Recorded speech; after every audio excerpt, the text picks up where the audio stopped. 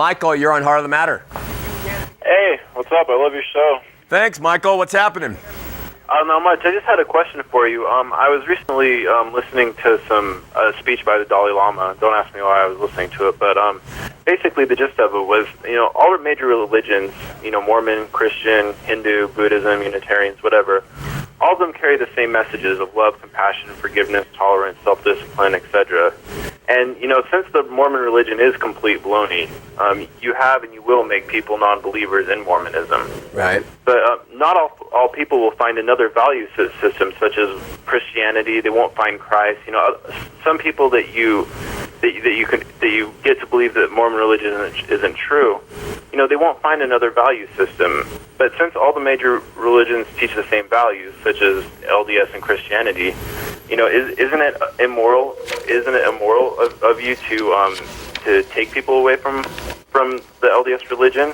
Even though you're not trying to convert people, but don't you bear a greater responsibility because you are on the media? Yeah. See, I guess if your perspective was true, that all of them preach the same values and morals and things, and values and morals and ways to live is what saved us, then you would be right. I would be doing something wrong by taking people who are living a certain moral lifestyle and trying to get them out of that to live a whatever kind of lifestyle they want. But here's the thing, Michael.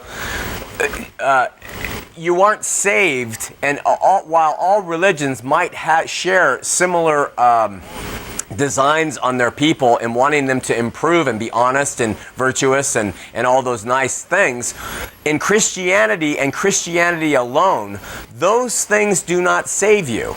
What saves you is faith in Jesus Christ, and not only just believing on Him, but believing on Him as who He is. So we have a problem here. As a Christian, I'm faced with a major religious group that I used to be a part of that will both say, we are Christian, but they don't worship the Jesus I know. And then, while they might share good values and virtues, there's no disputing that. That is not what saves. If that's what saved a person in Christianity, Jesus didn't need to come. We could just be good people. So how the Dalai Lama and Islam, which are very moral people, except for the radical fundamentalists, and they may share all these virtues, but Jesus said, remember, I am the way, not you doing good, I'm the way, and that's why we do what we do. Oh yeah, that's understandable, but what about the people that you convert from LDS religion that don't find Christ? Okay, you mean what about the people who leave Mormonism because of the show who don't find Christ? Yeah. Yeah. Well, here's the thing. Our ministry has always been about leaving Mormonism because you find Jesus and He shows you the light. That's why our book is titled Born Again Mormon. We believe, because I experienced this, you stay LDS because of until the Lord leads you out, and He will once you've received the true and living Jesus. Now, we aren't the shoot it up and just throw out as much ugliness as we can. We try to couch it always in, you have to come to Jesus, don't just leave Mormonism. And that separates us from most counter-cult ministries. However, this show, if someone was just flipping through on some Tuesday night, they could come across some information from us that would shake them up. And they might leave the church just because of that and walk to the world. We believe that the Lord calls out and works on everybody.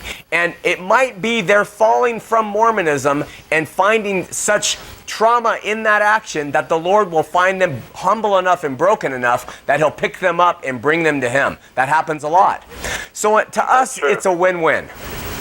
I understand. Yeah. So you believe basically that when they fall away from Mormonism, Christ will come into their lives. That's kind of what you're saying in a general sense? It's a big if. And, there's always exceptions. But if they are open and if they seek, yes, and this is the problem with the scorched earth policy of Mormonism. Because when you're in that church, they say, we are the truth. Nothing else is true. So when you do walk away, some people just say, screw God and Jesus. We don't care about them. Mormonism was false. Everything is false. They're the one who puts that in their hearts. Now, this is why it's different. If you go to a Christian church, like a Baptist church, that is open and non-denominational and says, look at, and they teach the core values, someone can say, I don't like being a Baptist anymore, I'm going to be a Methodist. Or I'm not be a Methodist, I'm going to be a charismatic, or this or that. They move all around within those denominations because they share the same core values, and there's no scorched earth policy on your spirituality. But Mormonism, because it's cultic, will take you and screw you in the ground and bury you rather than have you leave the church. That's why we fight against it. That's very true, and I'm glad you clarified that.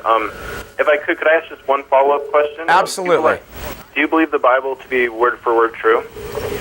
Only in its original writings, meaning what Isaiah actually wrote. Yes. Okay.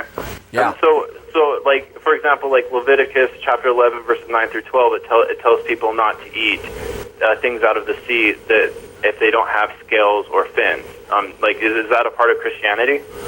No, it's not anymore. Jesus fulfilled the law, but it was certainly part of the dietary laws of the children of Israel. It's so word for word in that way, no. And Old Testament, no, it was fulfilled in Christ. Man, you got some great questions, Michael. Well, and just one follow-up question to that. So, if that no longer applies, then doesn't Leviticus 18, chapter 18, verse 22, still not apply? What is it? About homosexuality, how mankind should not lay with another mankind, for it is abomination. No, because it talks about it in Romans, the New Testament, the New Covenant after Jesus died, about how men will defile themselves with each other, and he leaves them to a reprobate mind. So now, are you homosexual? No. Okay. Well, again, let me clarify this. It's not your or your friend's homosexuality or my sexual perversiveness toward women or whatever. It's what you do with it. Do you go to Jesus and let him work with you on it? I think many in the Christian community have made the big mistake of trying to put all the evils of society upon the gay community. I mean, everybody has their sins. Let's take them to Jesus and let him work them out personally and individually with us. But you can't read the Bible and excuse homosexual behavior. Neither can you excuse adultery or pornography or lust or any of the things that we're subject to. Okay, that makes sense. Yeah. Well, I appreciate your time. Hey, thanks so much, Michael. Love your call. No problem. Okay, bye-bye. This guy's a sharp guy, man. I hope there's many viewers like that out there.